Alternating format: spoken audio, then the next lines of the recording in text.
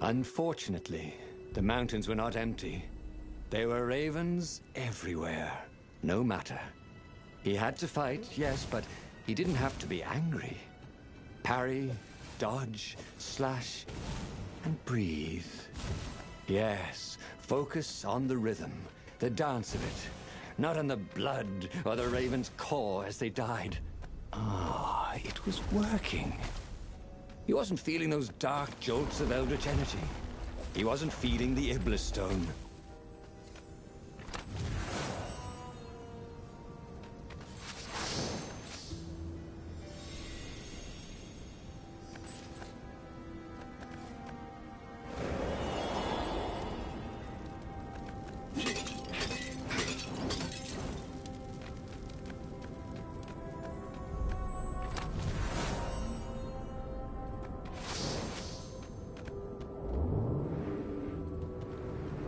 Oh, they really ought to put a railing on this thing, he thought.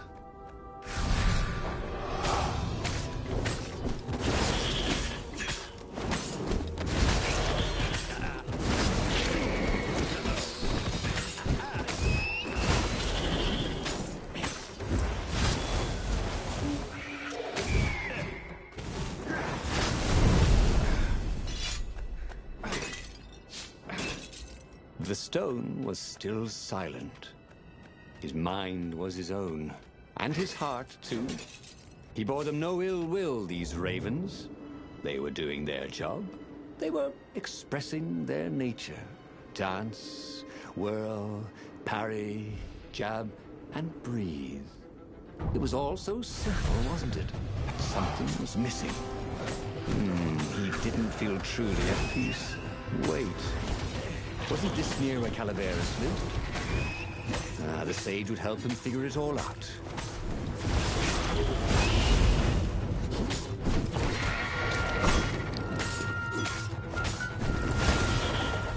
Very strange. Really bring out your eyes.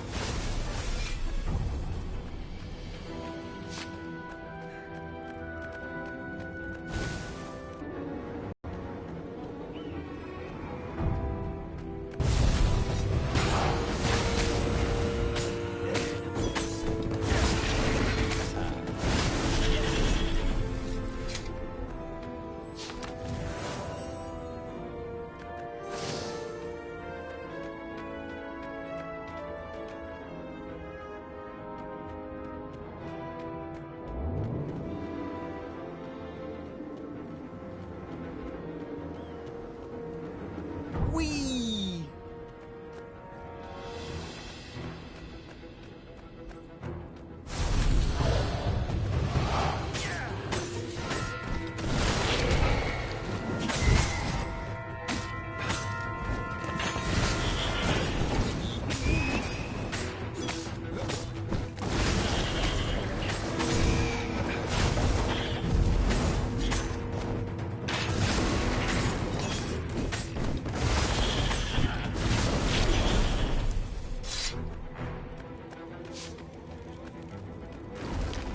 Once, he'd found a Superman issue #1 in mint condition in a jar he'd broken.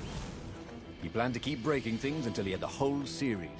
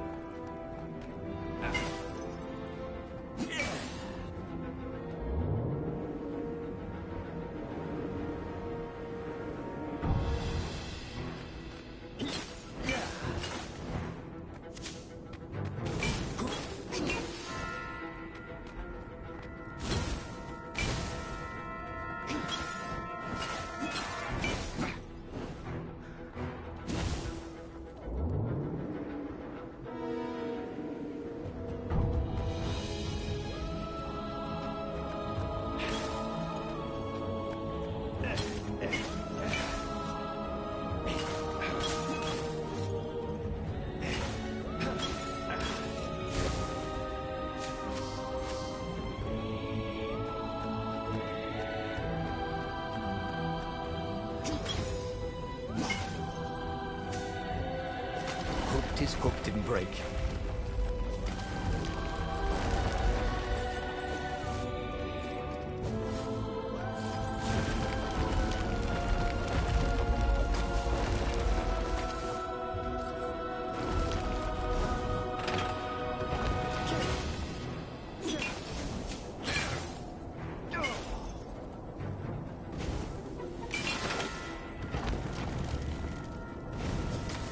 The Iblis Stone, silenced by the Sky Ripper's core, had given Renato enough power to challenge the Imperial fleet. But what Renato was seeking was inner peace. The rebellion was on the verge of extinction. It would have to wait.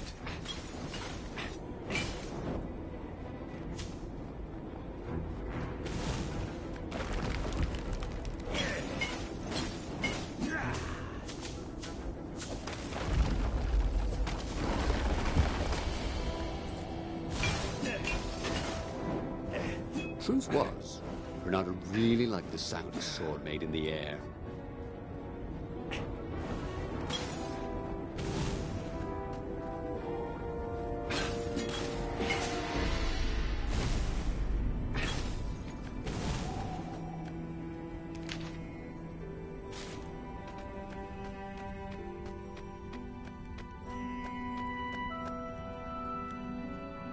At the end of the mountain path, he found the wise Calaveras in his workshop. To fix souls are only artifacts. He asked the sage. Does your soul need fixing? Asked the sage. I've been killing a lot of ravens lately, he told the sage. And to kill birds is part of your nature. There's joy in it. I mean, I might as well worry about eating flies. Don't you like a fly? It was true. That's what he had forgotten. The joy. Now he was ready for the final battle. The Farfarer cut through the clouds. The air had never felt so sweet since he was a child. There it was. The dreaded Imperial fleet. He could smell wet hemp ropes ahead. Wood and tar and ravens. Even the fleet smelt good, somehow. He was ready. He was ready.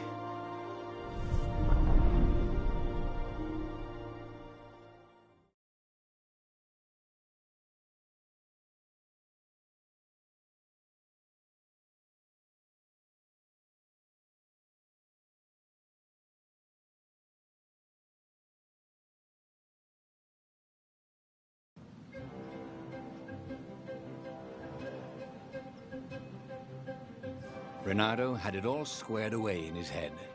He would kill the Emperor. Isengrim III had begun well, but he had gone mad. He was trying to invoke the lost gods by means of dark, blasphemous rituals. That was a secret. But the victims had spoken to Renato.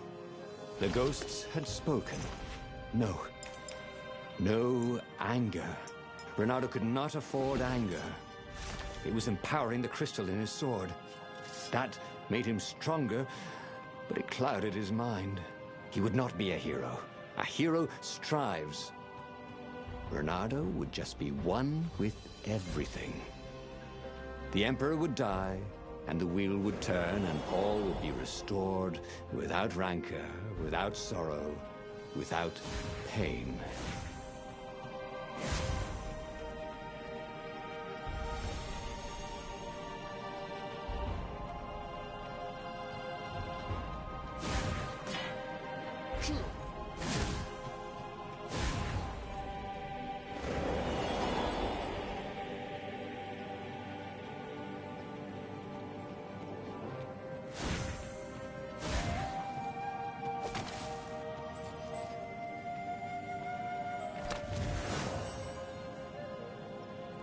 Well, no sense collecting more materials.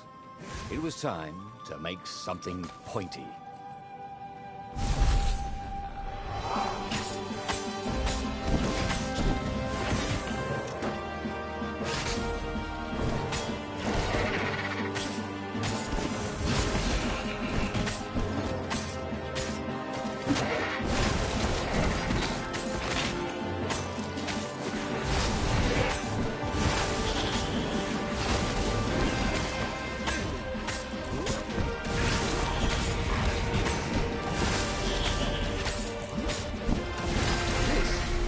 aerobics craze. Am I right?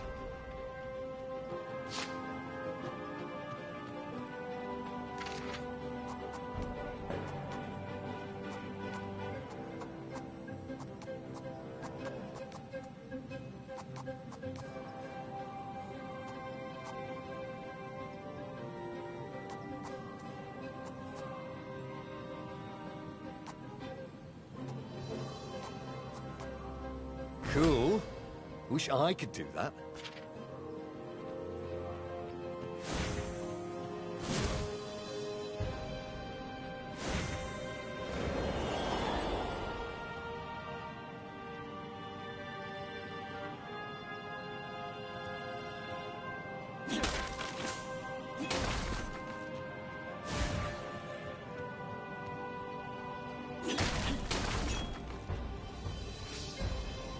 If they didn't want their things broken, they really ought to make them stronger.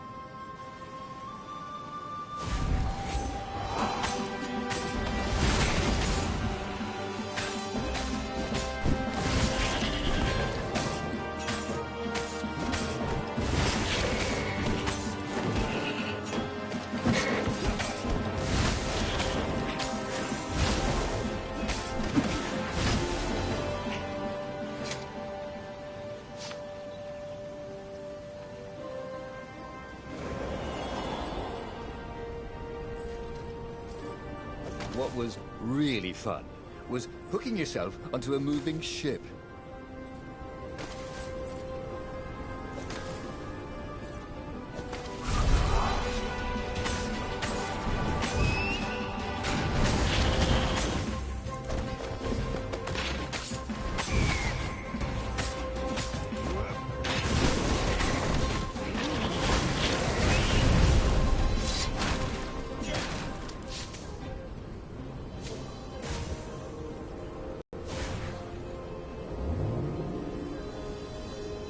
Imagine getting a horse up in one of these things.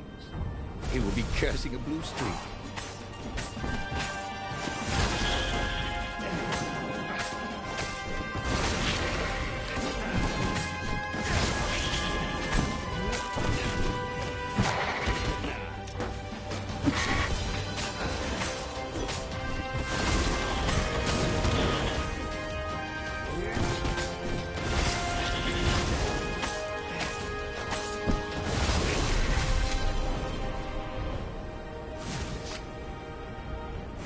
But the more he thought about it, and he had so much more time to think about it now that he was not worrying about the battle, killing the Emperor would not change anything. Another would take his place. Perhaps Zenobia. Perhaps the Speaker of the Rebel Council, and power would corrupt them too, and death would make grief, and grief would lead to hatred. He must lead by example. Reject the violence. Reject the desire to create violence. But how?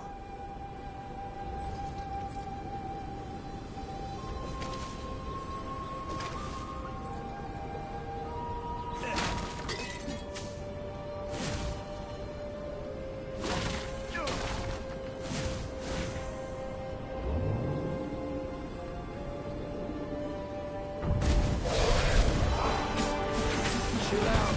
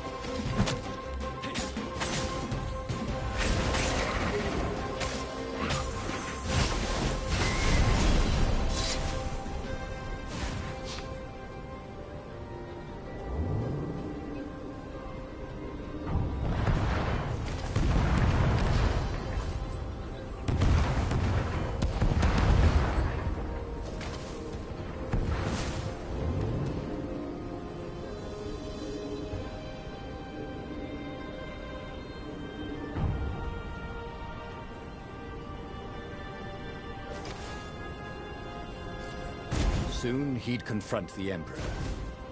Funny that this whole war had come about because the Emperor feared death. And now it was coming for him. There was some sort of lesson there, wasn't there?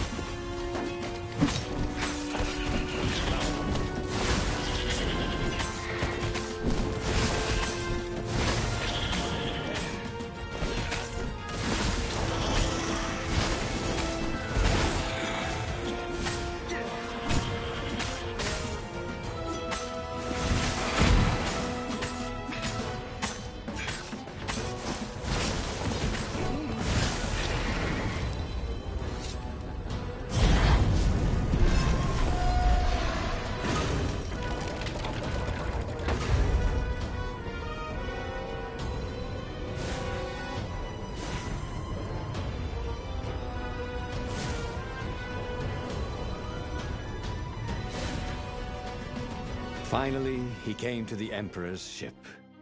The path behind him was strewn with dead ravens. The path to enlightenment. His mistake, he realized, was trying to change the world. The world would spin and the wheel would revolve whether he strove against it or not. What he had to do was nothing. He had attained enlightenment. He sat down, adopted a full lotus position, and began to meditate. And all around him, the warriors stopped fighting too. They knew. They could feel his enlightenment. They gave up fighting, dropped their weapons, and became his disciples. No, just kidding. The nearest raven stabbed him with a sword and then chopped off his head. I might not have thought this through properly. Thought Renado's head as it rolled around the deck and died. Renado stared at the book. He was still alive. Again. And still only flying away from burning Ubar. Had he lived that adventure? Or only dreamt it? Had he really died? It felt so real, not like a dream at all. And he'd lost again. Oh, he hated that. But he had made different choices. And he'd lost in a different way. It was the book, wasn't it? Oracles showed you your destiny. But this was showing him different ways he could die miserably. Thanks a bunch, book, he thought. But these were destinies that he did not have to fulfill. But he'd learned another true thing. The Iblis Stone was evil. It would try to corrupt anyone who used it.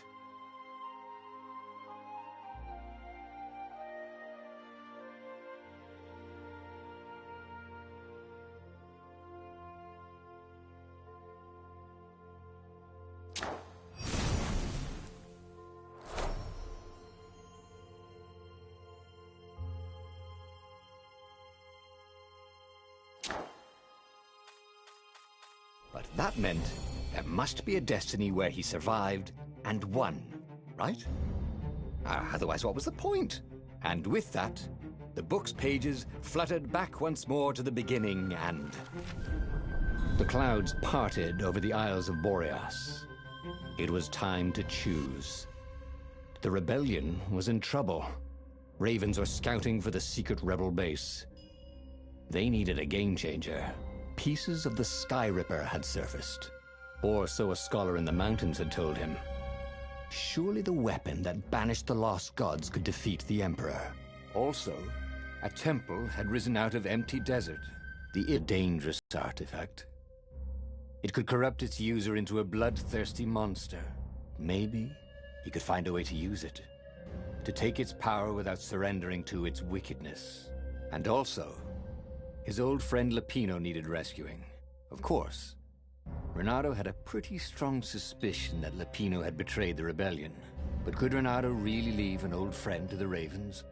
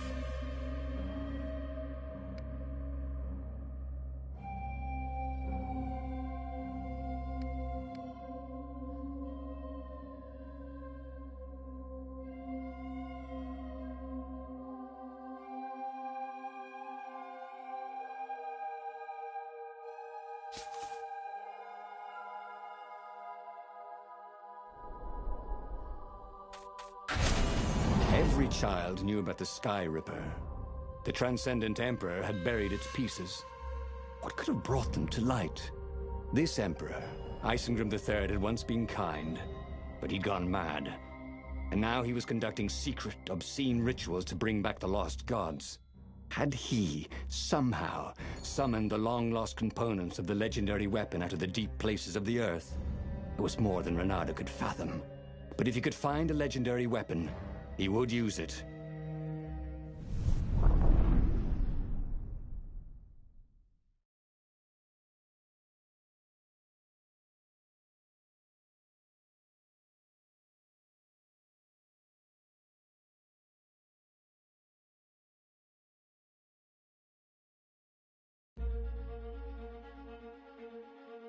As he set foot on the island, Renato couldn't help feeling a bit curious.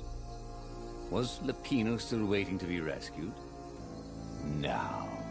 He was probably drinking champagne with the ravens. Did ravens drink champagne? Did rabbits? Renato felt oddly thirsty, come to think of it. Why had he chosen the Sky Ripper?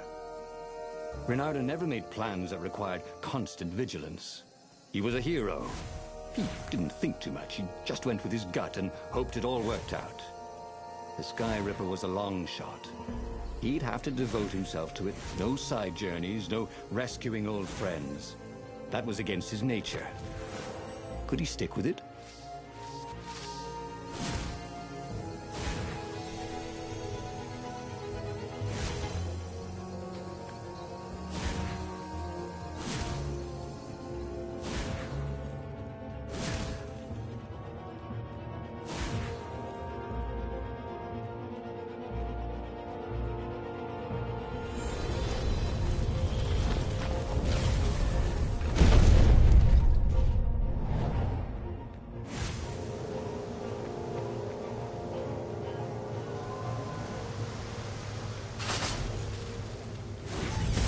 Tell you have a lovely eye?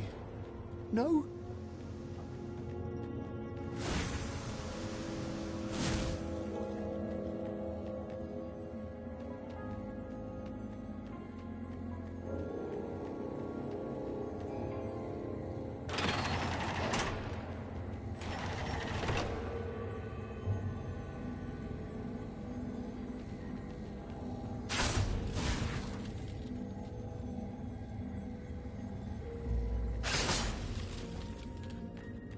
The people who had built this castle, did they even know what monstrous weapon lay hidden within their walls?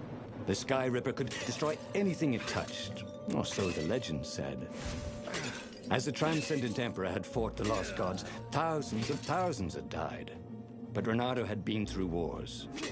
The only merciful war was a short one.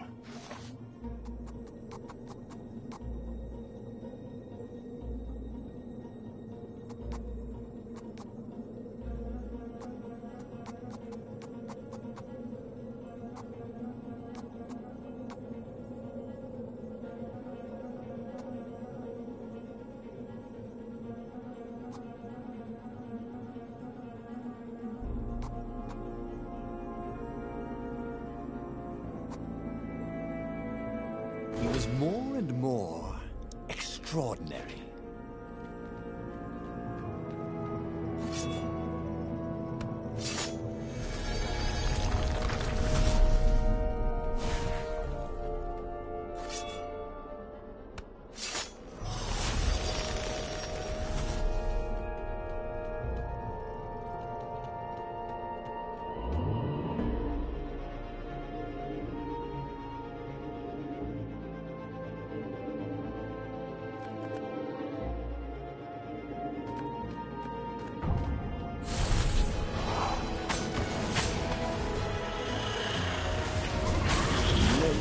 Beat Renato at hot potato.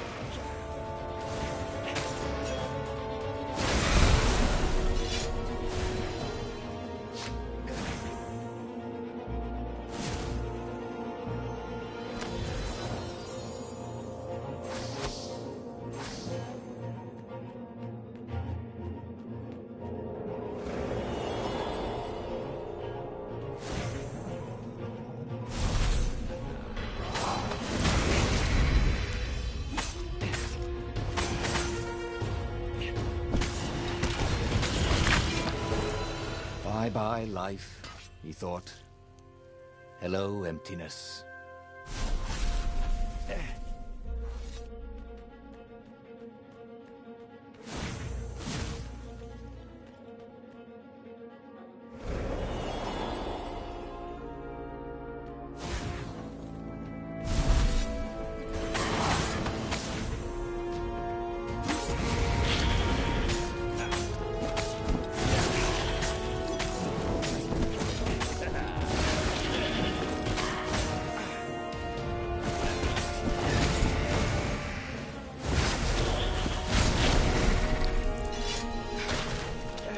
Artisans he was creating employment for. Truly, he was a job creator.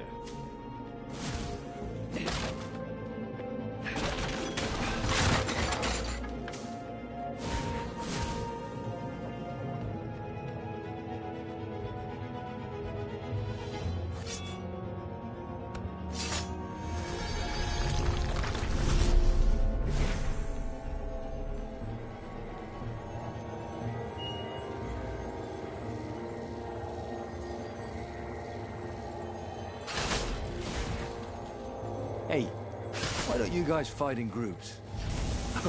I know, because there's no I in team.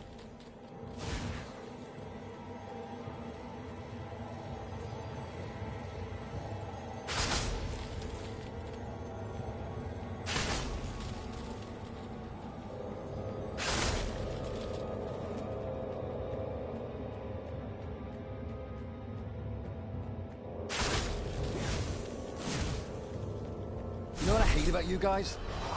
Everything.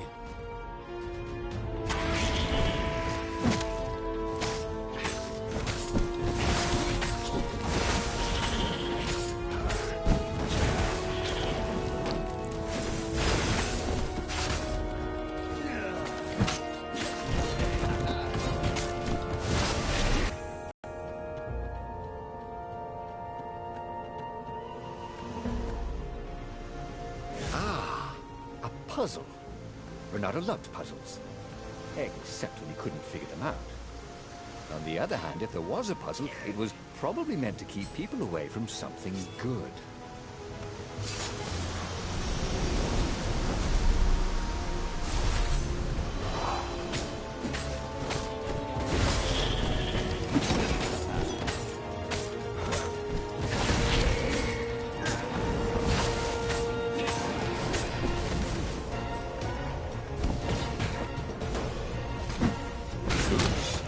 Thoughts, Renato?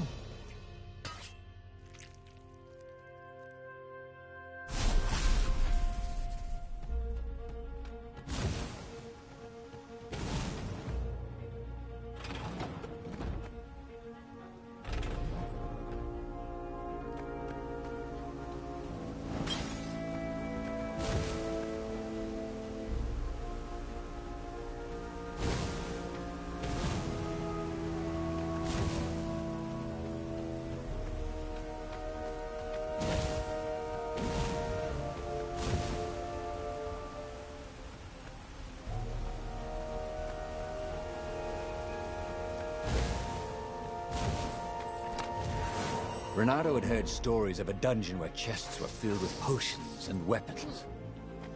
Fairy tales.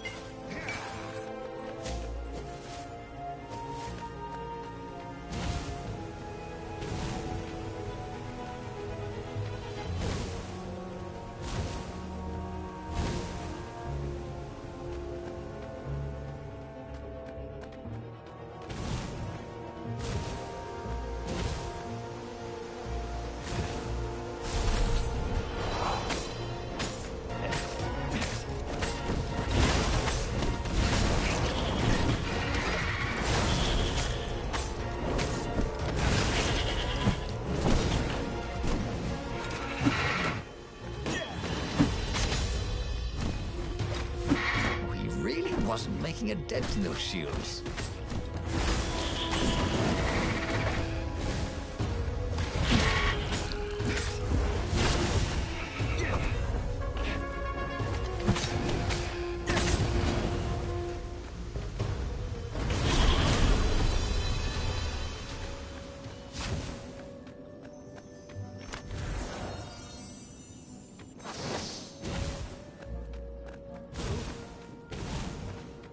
That had been his mistake before, thinking he could win a battle of wills with an ancient evil all by himself. He had to be cleverer than that. Or braver. Or something.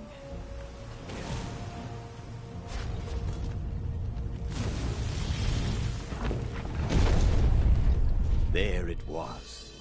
Skyripper's armature. The stuff that dreams are made of. Engineers' dreams, anyway. The device was intricate. No one alive had the skill to make a thing like it. How was it part of a weapon at all? He'd have to ask a scientist. But first, he'd get the second piece. Skyripper had a heart. A core that had come to rest on the next island. Well, there was another island he could reach. Zenobia had just invaded it with her father's Raven battalions. She must be encamped there still. But fighting Zenobia now, that made no sense at all. He'd already sacrificed one friend to get this armature, was it? He didn't need to hurry to face her. She would find him. It was a no-brainer. He'd sacrificed his old friend Lapino to get the armature. And the armature was useless by itself, only a series of coils and wheels. War demanded sacrifices, and he would make more before the end. He would have to choose the greatest good, no matter how much it cost him. Zenobia. Well, he would see her sooner or later, across a battlefield or a sword's point before all this was over. He was sure of that. The power was in the core. Obviously, he had to get the core.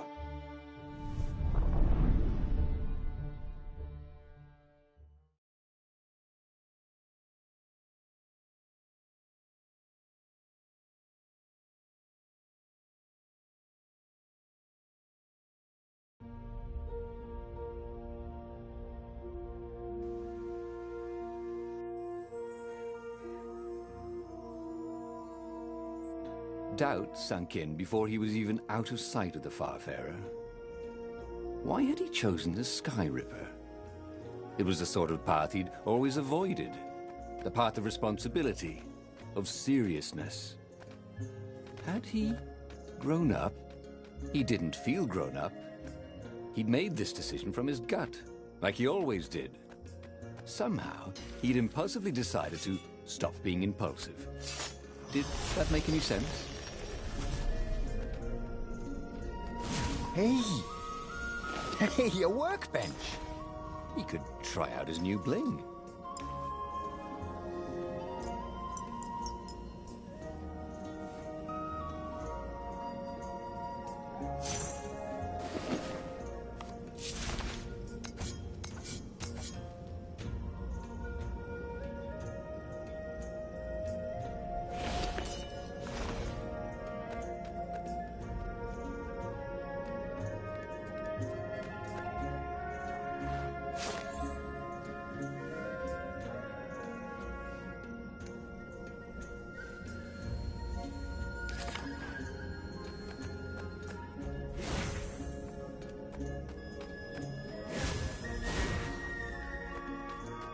He wished there were more pylons he could use the hook on.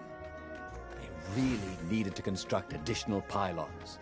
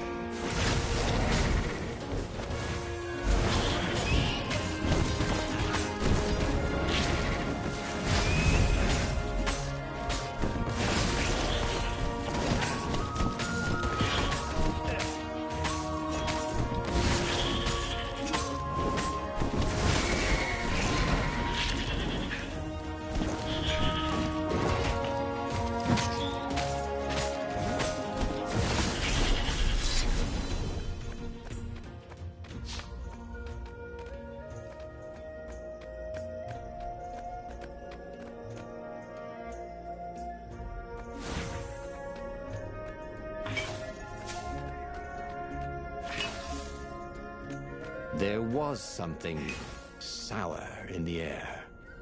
Like the earth had ruptured over something that had been fermenting for a very long time.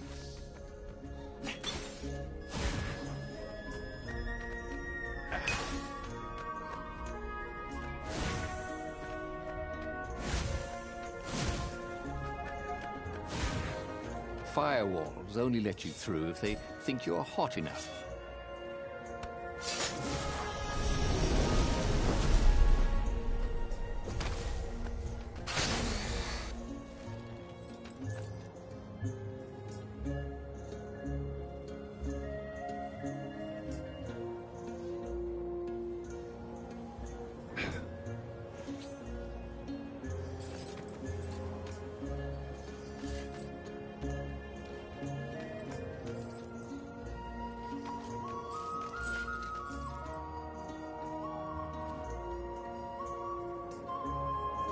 You almost never saw wild gogglers together like this. The toads had to train them not to peck each other to death. So these had to be Imperial gogglers. That meant ravens were up ahead.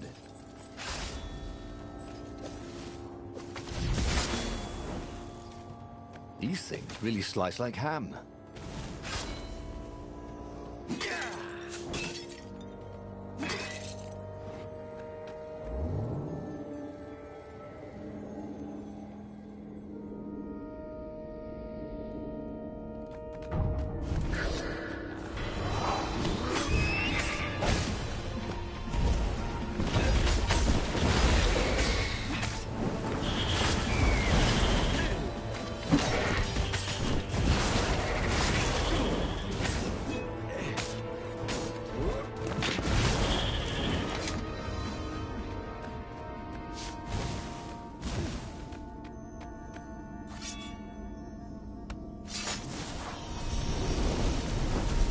Or I could go that way, he thought.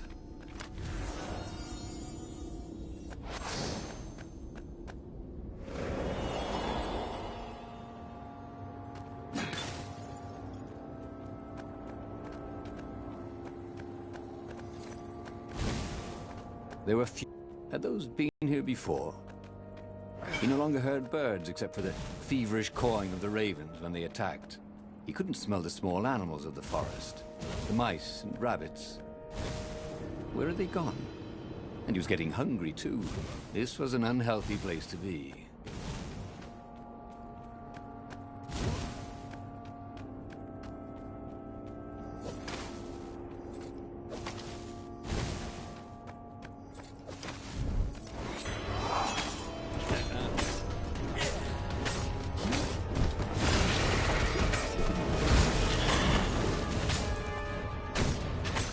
I think this is yours, said Reynardo, but he couldn't hear his enemy's answer.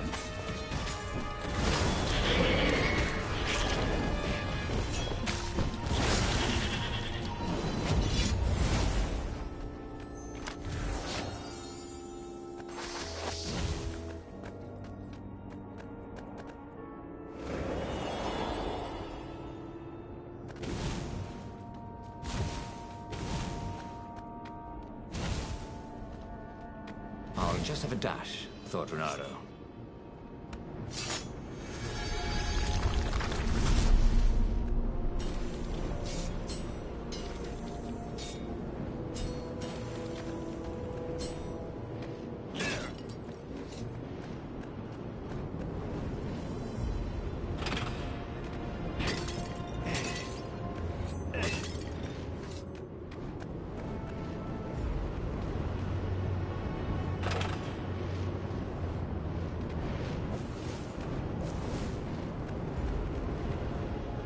Give me a lever, said Archimedes, and I shall open a gate.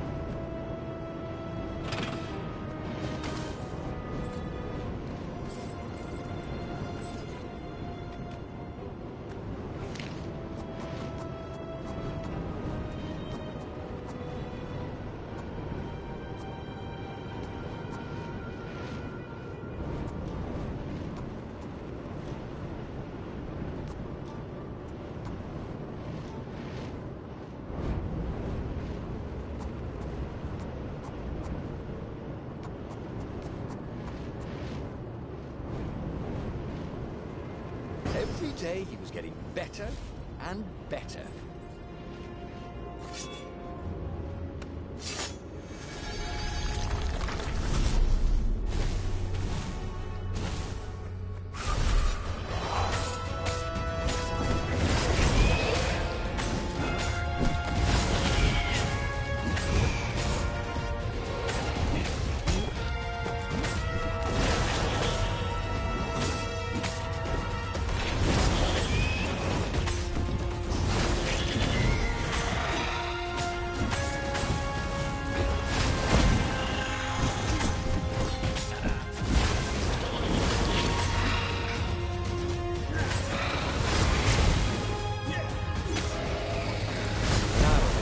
Boat crashes that were more fun.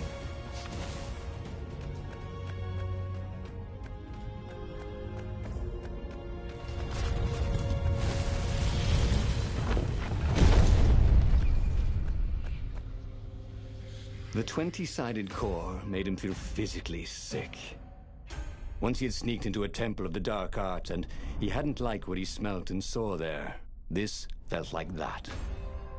As quick as he could, he wrangled the icosahedron into the armature. The wheels began to spin, then glow. The sick feeling quickly spun away. Now he only felt sad. He had lost good friends for this war apparatus. Maybe Lapino wasn't such a good friend. That made him feel better. He carried his prize back to the Farfarer. Now he had to make his next move. There was a key Imperial outpost on the Nexus. If this really was some sort of super weapon, he could use it to wreak havoc on the enemy. And if it wasn't, well, better to know that before the final battle. But maybe he should show it to some scientists first. There was an observatory on the Nexus. Maybe he should go there before he fired it. Renato had never been much of a student. At Swordfu School, he'd never read the books, just looked at the pictures. And Zenobia. But weapons he understood. His gut told him that the Skyripper would work great. He would use it to take out the Imperial outpost. And what's the worst that could happen? The thing wouldn't work, and then he'd take it to the scientists, right? Exactly.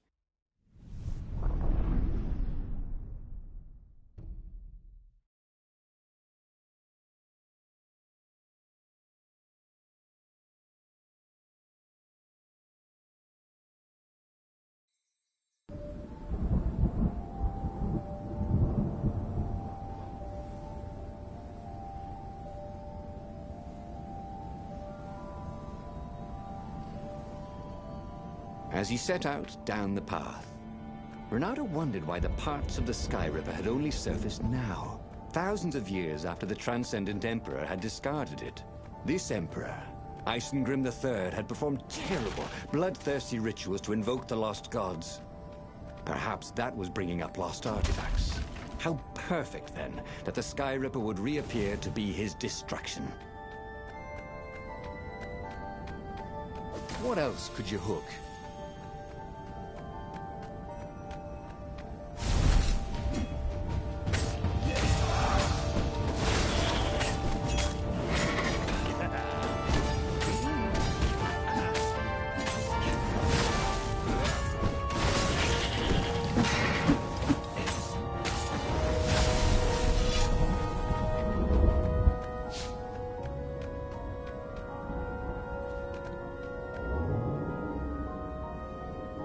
What did you do if one of these platforms stalled?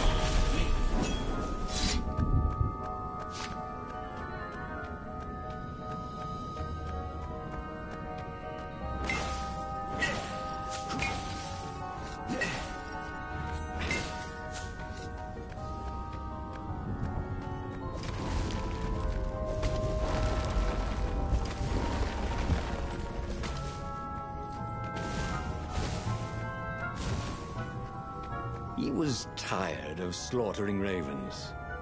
Maybe it was time to test out the new weapon. He turned a knob on the Sky Ripper. It made strange, mechanical noises. The wheels spun faster. It began to hum. The Sky Ripper was following his every step. At least it acknowledged him as the master. But there was no trigger. How was he supposed to fire it?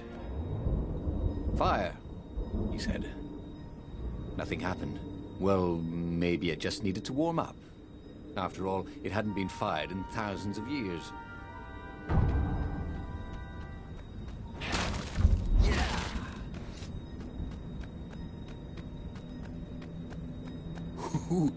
Ooh, a workbench. Did he have any jewels he hadn't tried out? He had.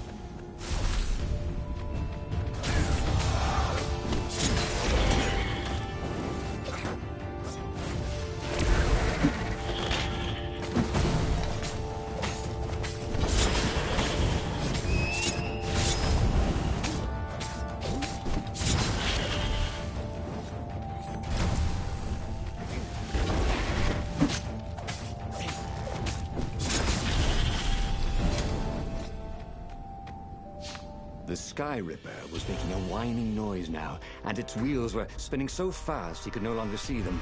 Renato had a thought. Please? He asked. The Sky Ripper began to burst into flame. Ravens flapped out screaming, wings on fire. The base was his. The far speaker toad came hopping out. Renato! It croaked, sounding like a toad version of Zenobia. Don't use the Sky Ripper. It will destroy the world. Yeah, sure it will, cracked Renato. Pull the other one. If you don't trust me, go see Calaveras. He'll tell you the same thing. Oh, she would say that. That sounded sensible. Why did she always have to sound sensible all the time? Oh, it was infuriating. Of course she would say that. He was supposed to hurry and bring the Sky Ripper to the council so the rebels could actually win the war. But what if she was right? Damn it.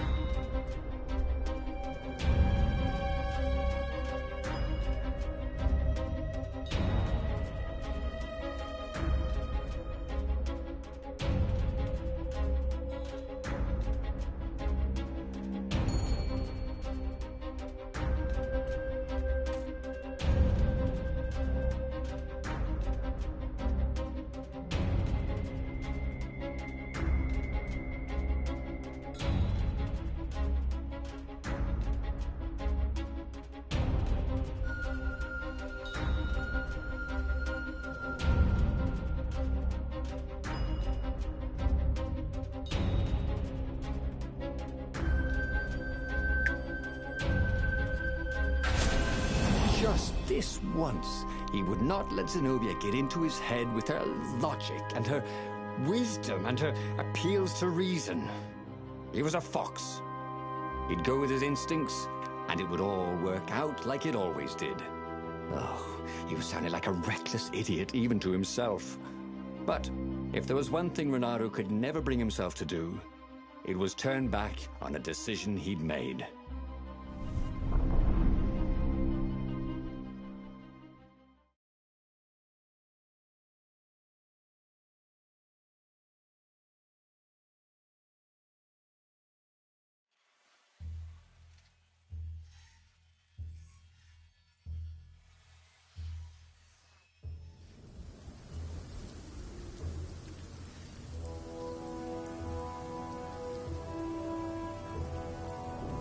Imperials were flapping and cawing all around the ruins.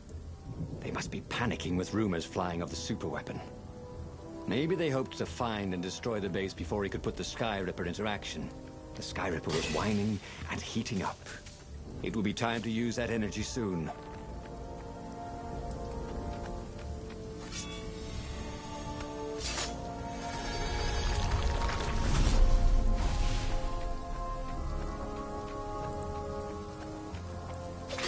He was practically sure he'd find something useful in one of these things.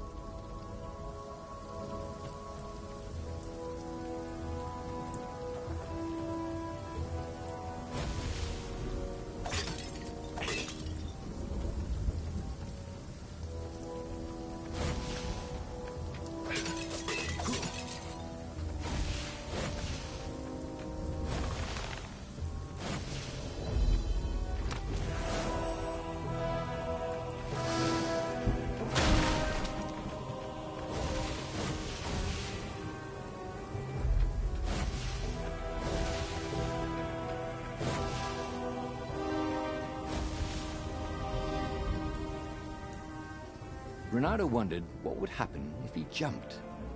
Would he be rescued by an emergency platform?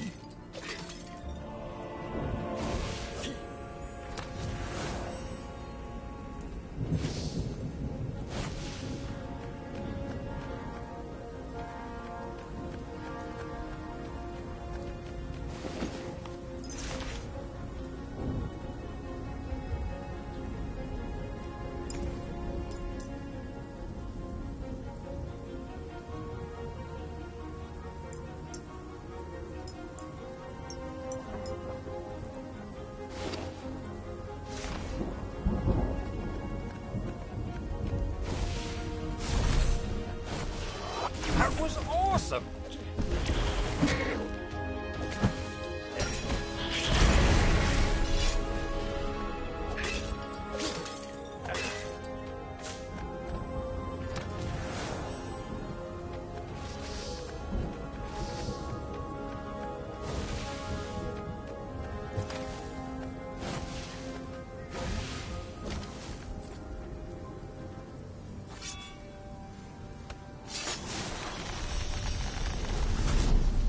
You never knew where the road would take you, thought Renato.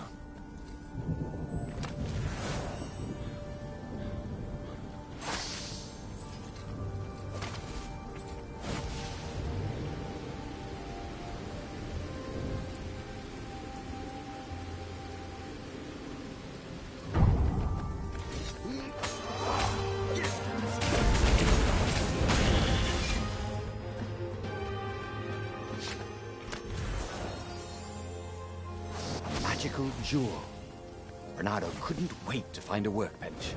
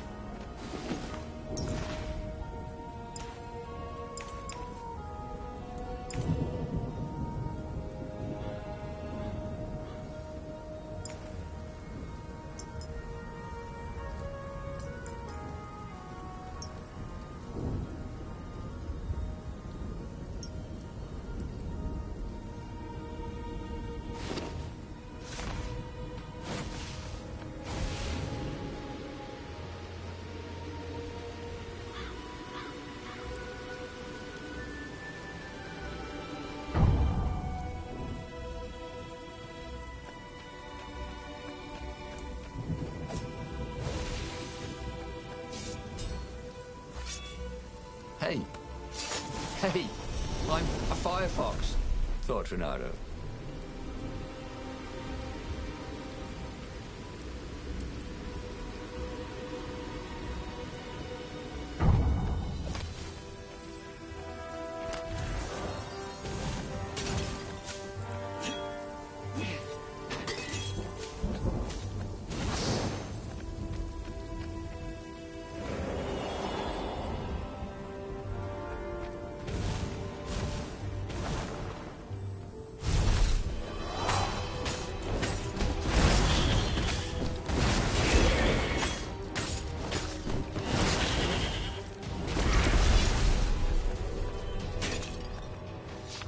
What was Zenobia talking about? This was a fantastic weapon. Ravens burst into flames with just a touch of its killer beam. He was tempted to leave it on all the time, but he didn't want to accidentally slice off some council toad's head or tongue. She'd been trying to distract him. Well, this time, no one was going to distract him. Renato hated gogglers, but it freaked him out to cut them.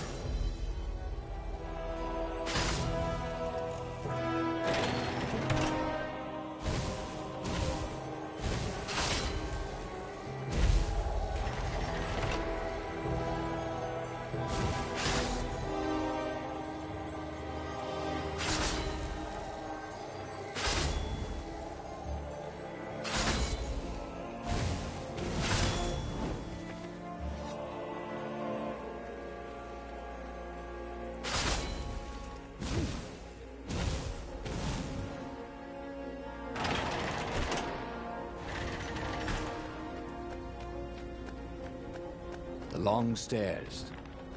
So he was close to the rebel base. Nothing was on fire. So far, so good.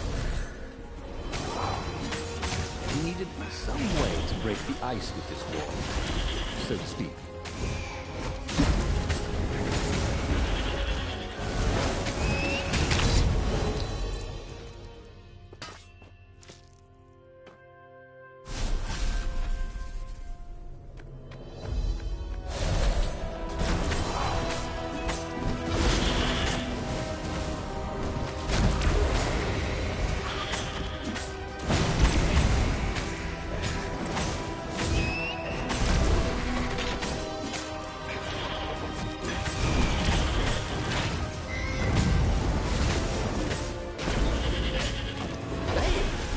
to earth, Renato told the corpses. It was something he'd seen in a play once.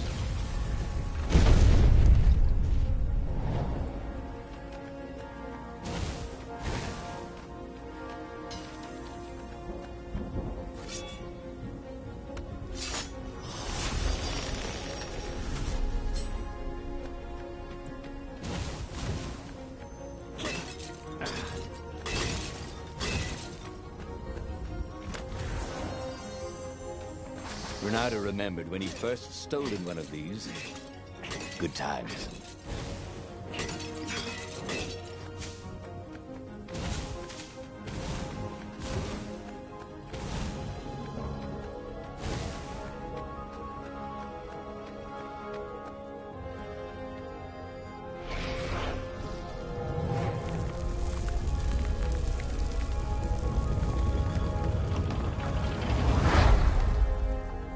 As he headed towards the council chamber, Renato felt everyone watching him. You've saved the rebellion, said the council speaker. Frankly, we were afraid you'd turn aside to save that idiot Lapino.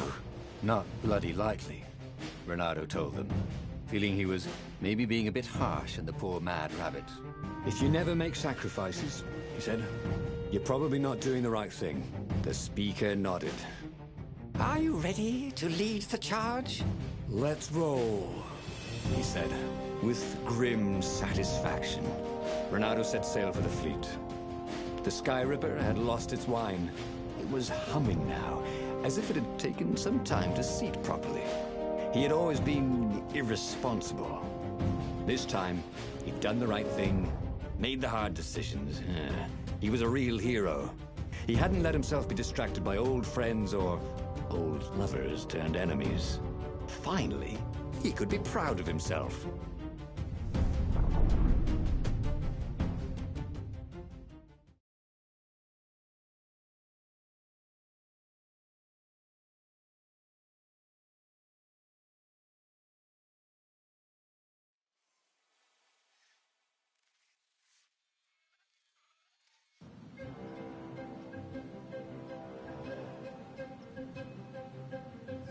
He was ready. So was Sky Ripper. The Sky Ripper had a will of its own.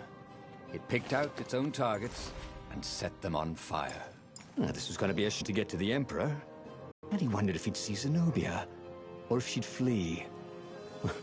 Wouldn't she be proud of him? At least, a bit of respect. He'd become an all-conquering hero.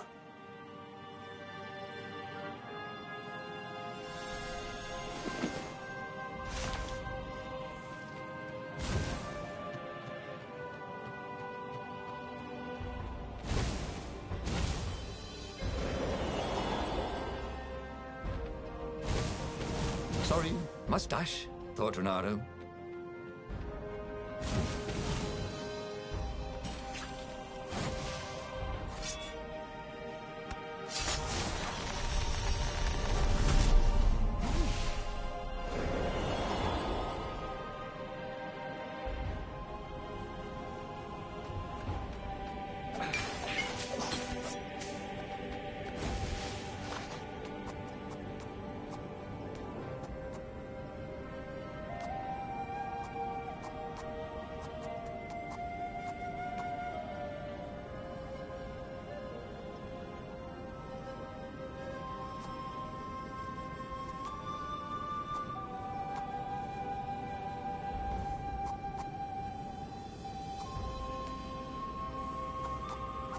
Haven't you always wanted to do that?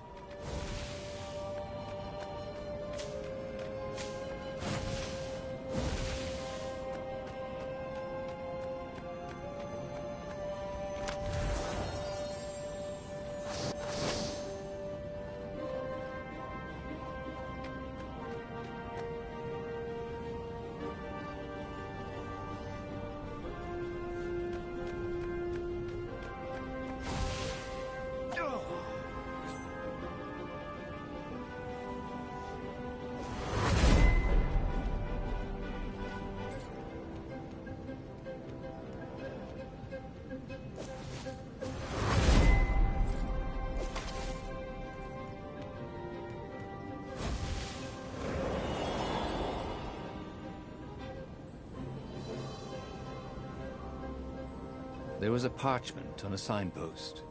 It was from her. Every time you fire, you risk the destruction of the universe. That's insane. We surrender. A trick? Maybe she really believed it. He could hear horns blaring the retreat. Maybe it was true. Maybe they had one.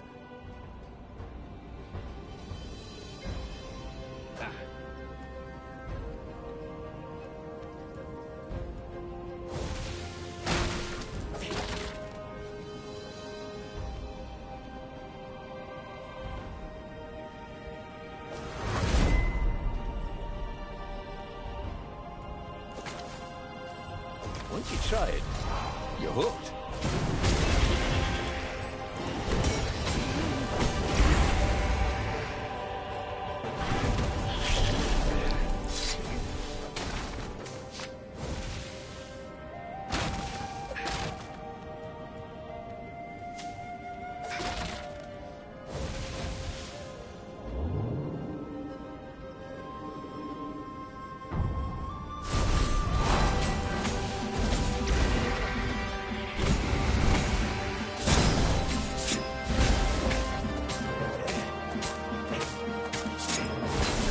Surprisingly unwounded.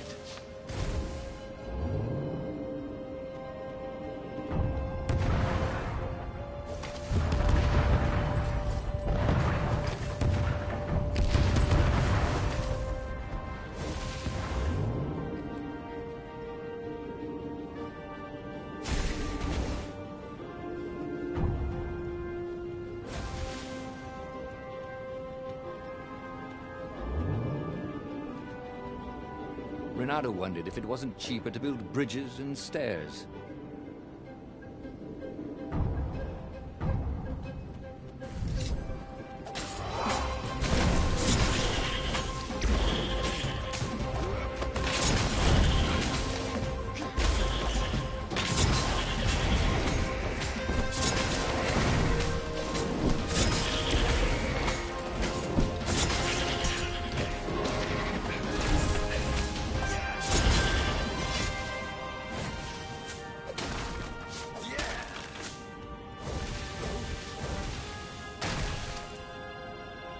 And there was Zenobia, wearing the white robes of surrender.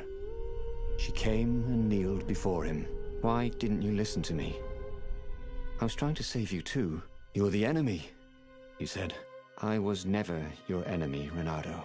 Then she spoke a terrible word and made a gesture with her hand. She stopped moving, covered in frost, and he wondered why she'd frozen herself. Then the Sky Ripper froze, and then, for a moment, he felt very cold and discovered that he couldn't move. The next thing he knew, the sun was a giant, monstrously red. It took up half the sky, and he was in a parched red desert. And then he was on fire. And just like that, he was alive again. And back on the Farfarer, still fleeing burning Ubar. The book was still open before him. So, the book was a portal. It took you to the future when your destinies would branch. He had failed and died 3 times, but he'd learned another true thing. Zenobia still had feelings for him.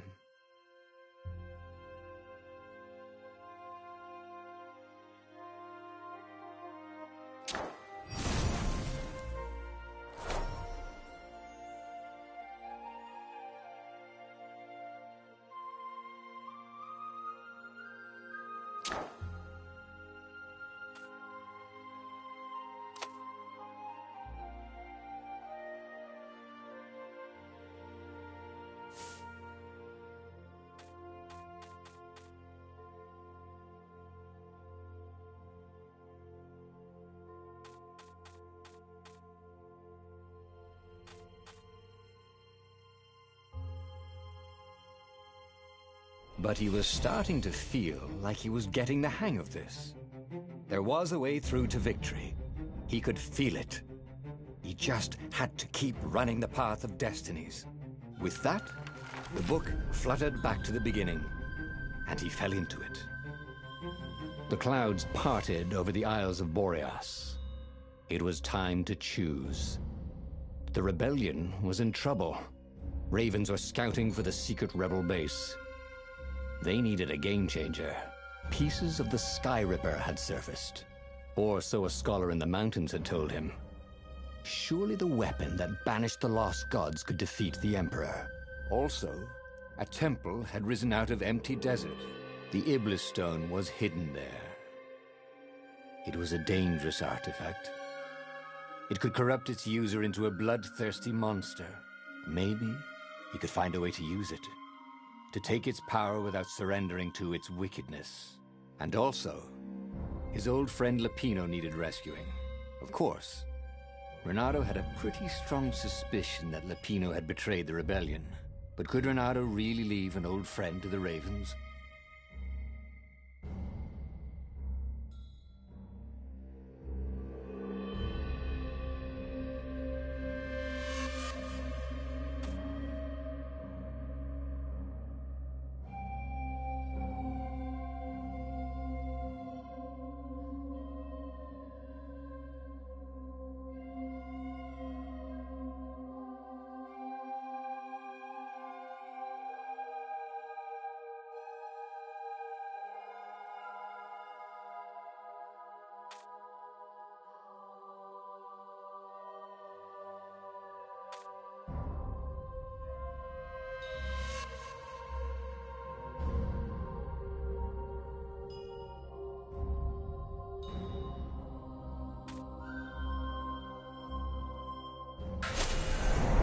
Lapino.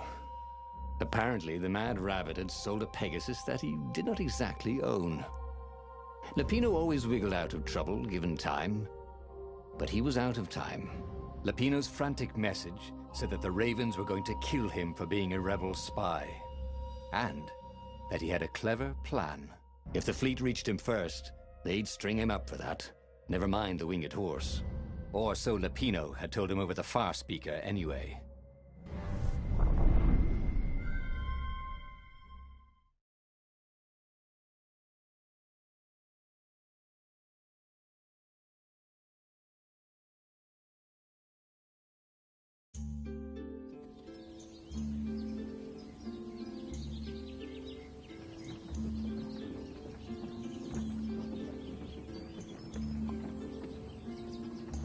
Lapino had apparently managed to confuse the judge by arguing that he hadn't actually stolen the winged horse. He'd only sold it. But wait, where was the prison? The village was empty. Had everybody fled the Ravens?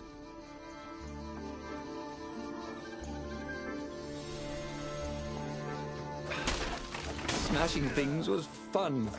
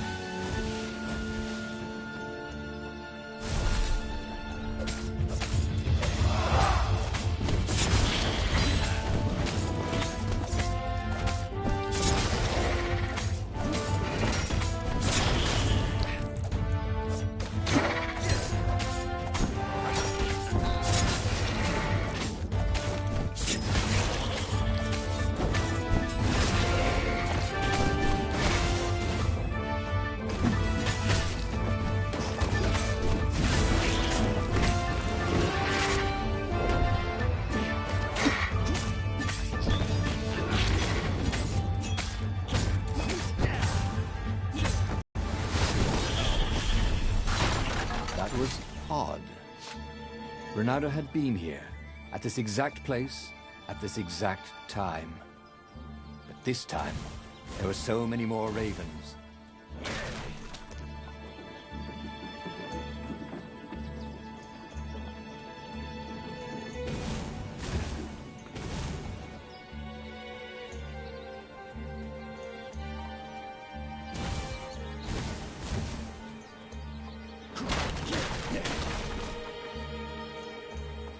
The village looked so peaceful. Were the villagers hiding somewhere? Of course not. No matter how much he searched, he would only find ravens here.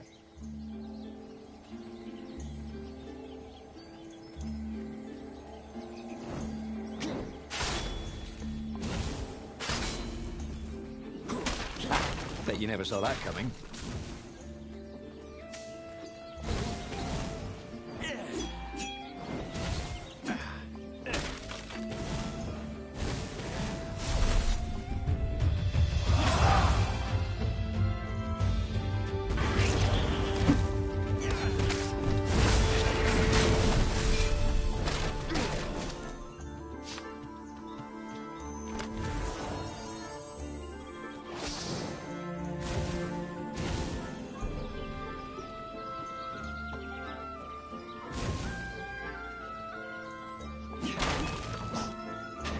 Sometimes, at home, he'd wave his sword around for hours.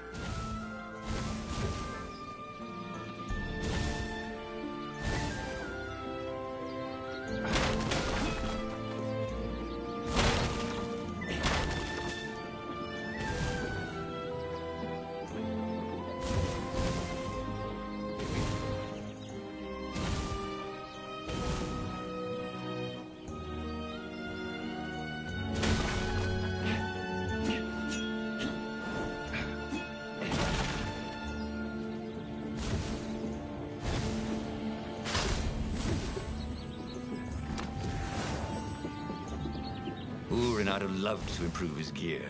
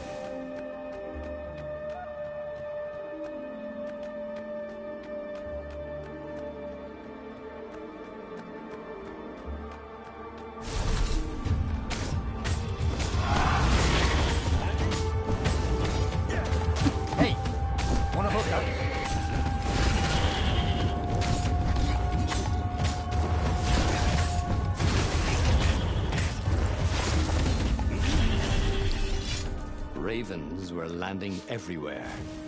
The advance guard. He'd better get moving.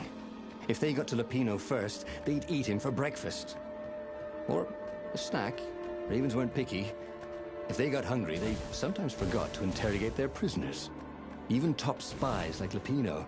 Well, unless he really was a traitor, obviously. Then they'd probably pin a medal on his chest. Lupino would betray him. But now Renato knew that. What would Lupino do if he knew that Lupino was going to betray him? Well, he'd concoct some crazy scheme, wouldn't he? That used Lupino's betrayal against him and it would blow up in his face. Yeah. Maybe he was overthinking this. Well, that would be a first. Maybe I should follow my nose, thought Renato.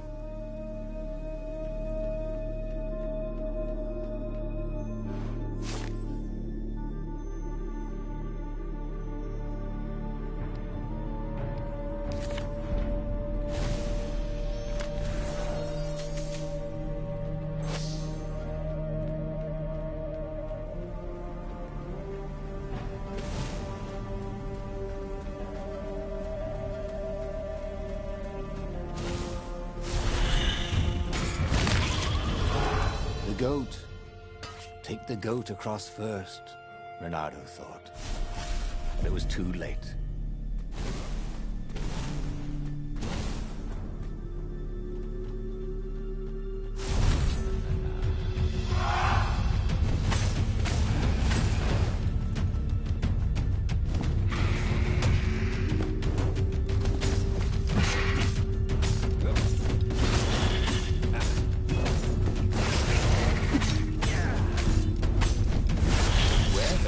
Now you're foxed.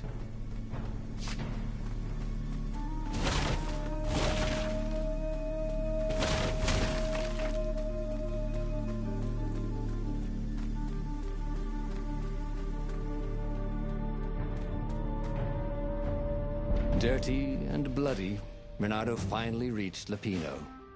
The rabbit was practicing his shuffle. Bernardo recognized the cards. It was Lapino's favorite deck. Oh, I thought you were in danger. I am. The ravens are coming. Oh, the prison thing. Right, yeah, we see this guard owed me 53 ducats, so we made a deal. They're very reasonable people, actually, for weasels. Now, I got a brilliant plan to kidnap Zenobia. We capture Zenobia, we find out what she knows, and that's the whole war right there. Easy peasy, lemon squeezy. Capture the Emperor's greatest general, who happened to also be a deadly sorcerer, and, oh, his only daughter? That would be worth it. And it would be nice to see her. He'd always had a soft spot for her. And he felt sure she had one for him. On the other hand, he could still get to the core of the Sky Ripper, even if he couldn't get the whole thing. It must have great power. To make the Sky Ripper, the Transcendent Emperor had wrapped an armature around the eye of a god. Bernardo had already let that armature slip away to save Lapino's life. But even its core, the eye torn from a god, surely they could fashion a great weapon from that. The core of the Sky Ripper? Lapino's excited. That's an actual thing that we could just go and get. You've been busy. He sure had. Bernardo told him all the things he'd been up to. Soon they got to talking about old times, about wages they'd won and lost, and scrapes they'd barely got out of. It was good to be back with his friend. Bernardo grinned. He had a very good feeling about this.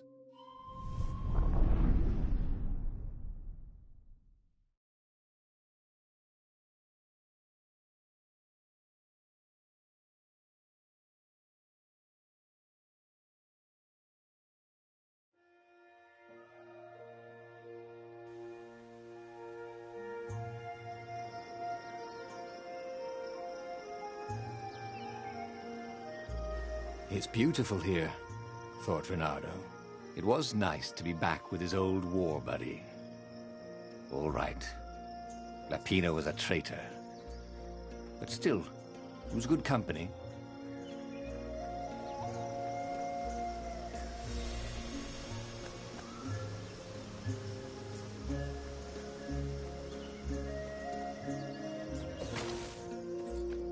Ah, Zenobia. Now that he knew she still loved him, he wanted to go back to her. But that hadn't worked out, had it? Maybe it was time to find the core of the Sky Ripper.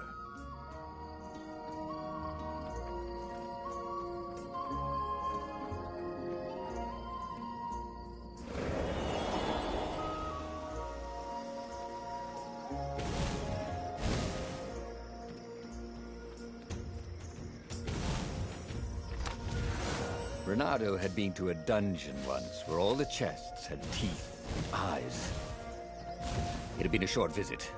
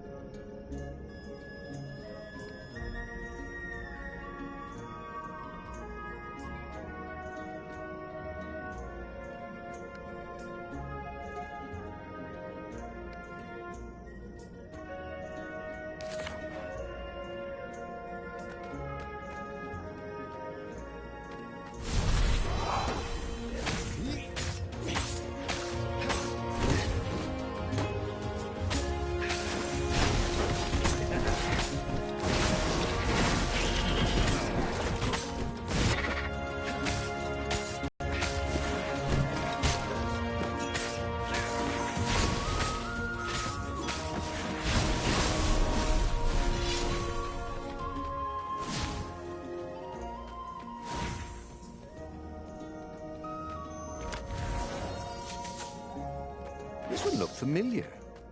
Had he lost this one in a card game? Welcome back, he thought.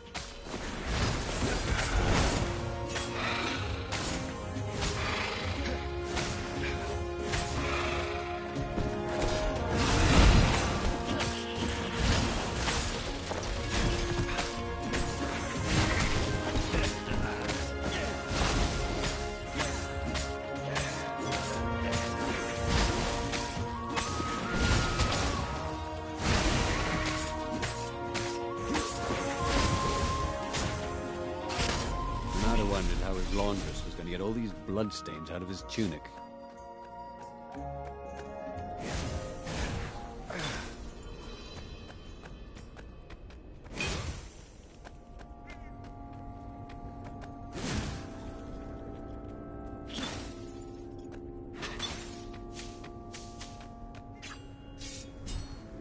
There was something sour in the air. Like the earth had ruptured over something that had been fermenting for a very long time. You almost never saw wild gogglers together like this. The toads had to train them not to peck each other to death. So these were the Imperial gogglers. That meant ravens were up ahead.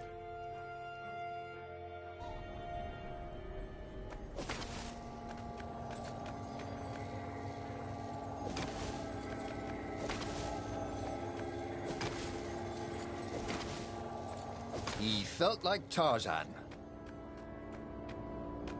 Renato felt wrong all over. He could feel an almost palpable sickness in the air. And if the land could have tumors, they would look like these monstrous crystals. The forest was quieter than it had been. There were insects, but few birds, if you didn't count the ravens. Renato smelled sick animals and dying ones, but no healthy ones. And getting a bad feeling about this, Renato thought. Maybe Lapina was right. Maybe they should have kidnapped Zenobia instead of coming here.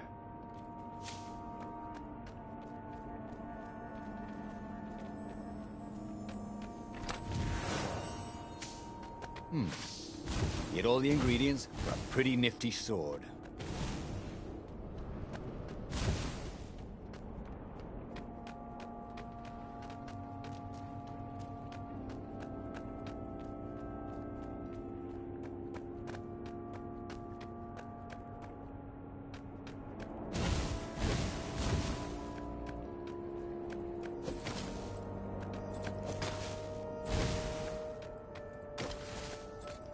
Weird how portals never told you where they went to.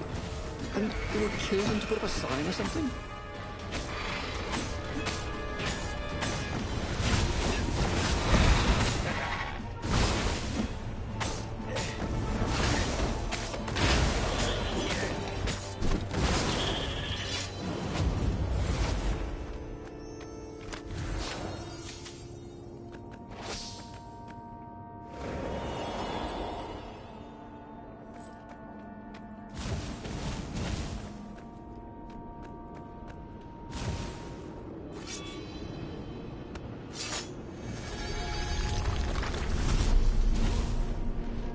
Of course there was a puzzle.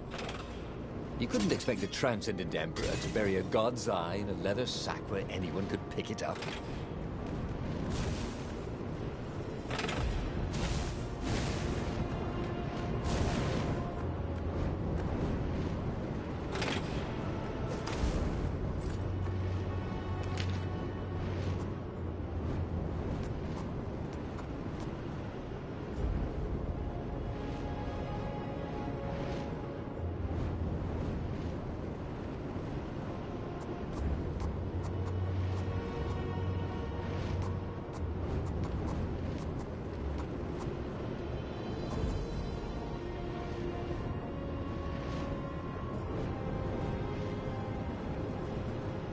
That could come in handy in a pinch.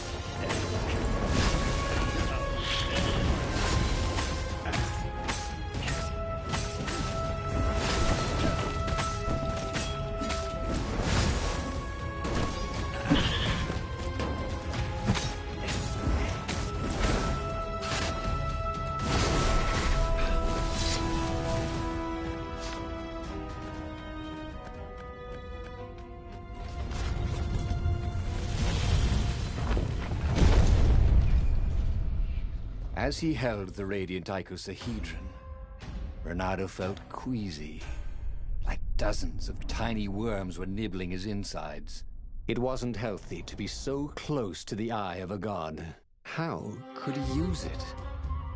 He could take it to the observatory. The scientists there could tell him how to harness its ancient power. But honestly, Renato ached to get away from it. He brought the core back with him to the Farfarer. But honestly, Renato ached to be rid of it. Tell you what, said Lupino. I'll take it to the observatory. You attack the Imperial outpost. The Imperial outpost was a vital communications node. Taking it could shatter the Empire's ability to coordinate. And it would be full of secret plans and maps and maybe even rebel prisoners. It was a good target for a hero like Renato. But what if this was a ruse so that Lupino could get the core into the hands of the Empire? Was Renato ready to take that risk? Maybe it was better if he brought the core to the scientists himself. Lupino was a touchy rabbit. Renato knew that. You're brave, I know, Renato said. But this is what I was hired to do. Oh, well, at least let me run ahead and warn them you're coming. Renato wondered if Lupino was up to no good. What if the rabbit warned the Empire instead? Oh, but Lupino wouldn't betray him like that. Not again. Before it'd been a fluke, right? They finished the trip to the Nexus in silence. He would offer Lupino a chance to betray him, or not to. His old friend deserved another chance to prove true. All right, Renato said. Go.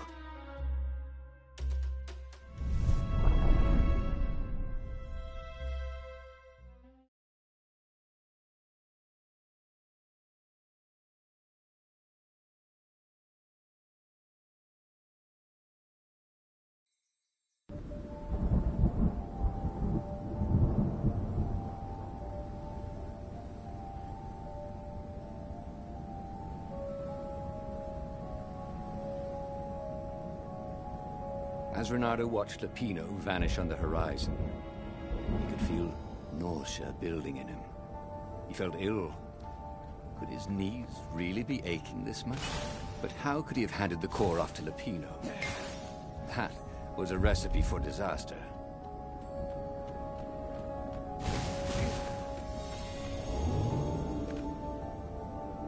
There was a sign.